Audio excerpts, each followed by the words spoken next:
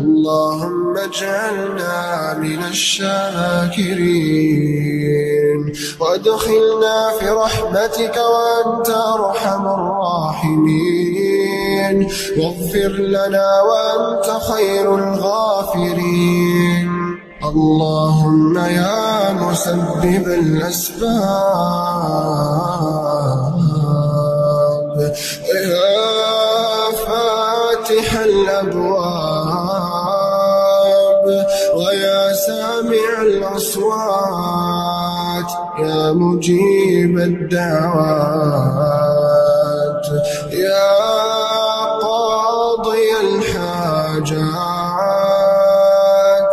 يا غافر الزلات. اللهم لا تقتلنا بغضبك